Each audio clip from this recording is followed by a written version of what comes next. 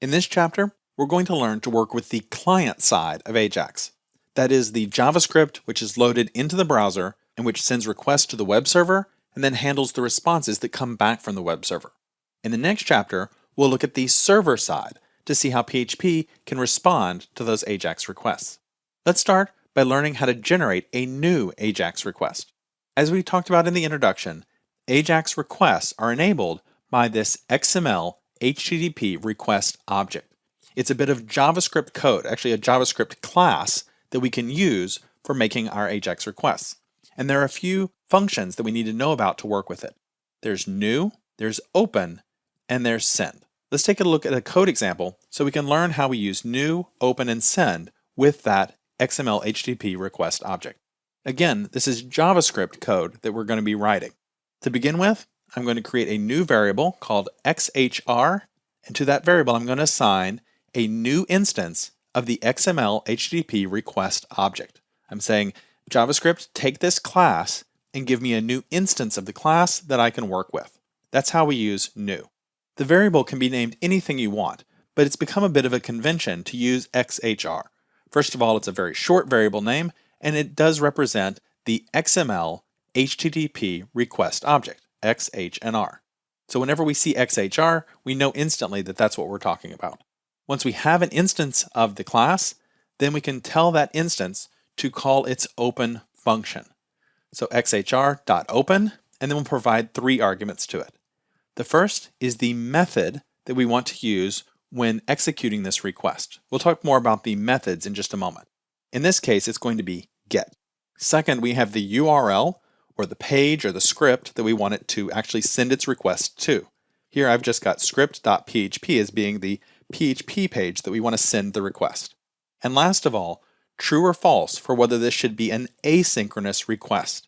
99.9% of the time, we want this request to be asynchronous so that it's sent in the background. That's really the purpose of using Ajax. This open function serves to configure the object so that it can actually make the request, but it doesn't actually make the request yet. In order to make the request, we need to call xhr.send, and that will actually send the GET request asynchronously to script.php. So now let's talk about that GET method that we're passing in as the first argument to open. If you have experience with web development before, then that'll be familiar to you. There are 2 basic kinds of requests that we can make on the web. There's GET requests and there's POST requests. GET requests are typically what you get when you click a link or when you type a URL into the browser's bar, and it's used for retrieving data only. The alternative would be a POST request, and that's typically what you get when you submit a form to a web server, and that's used for sending or changing data. So we have 2 different methods that tell the receiving server what it should do with this data. Are we asking to get back data, or are we posting new data which needs to be processed? So we've seen how the process for Ajax works with GET requests. For POST request, it's a little bit different. The first thing is that we're going to need to change the header for the content type. And we do that with another function called setRequestHeader. And we provide the header that we want to set and the value we want to set. You can change lots of different parts of the header of the request. The one that we're interested in with forms, though, is the content type. We want to tell it that the content type that we're going to be sending along is going to be form content. It needs to be encoded as such. So we're going to say that it's the content type and then application/x-www-form-url encoded. It's a long string, but it basically just says, hey, this request contains form data.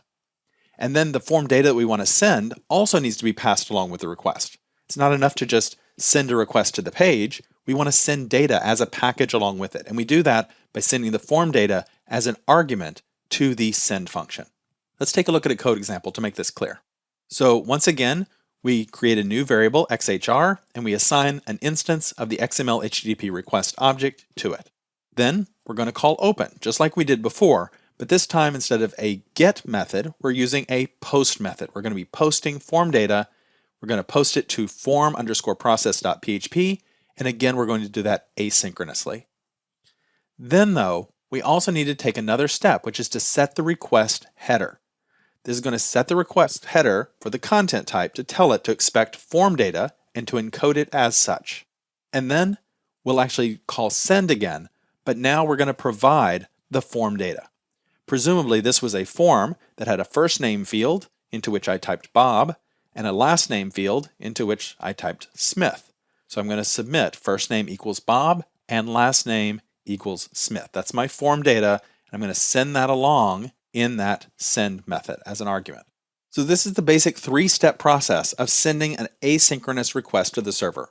You use JavaScript to create a new XML HTTP request object, you provide a few simple configurations to it, and then you actually send the request, providing any form data if it's necessary.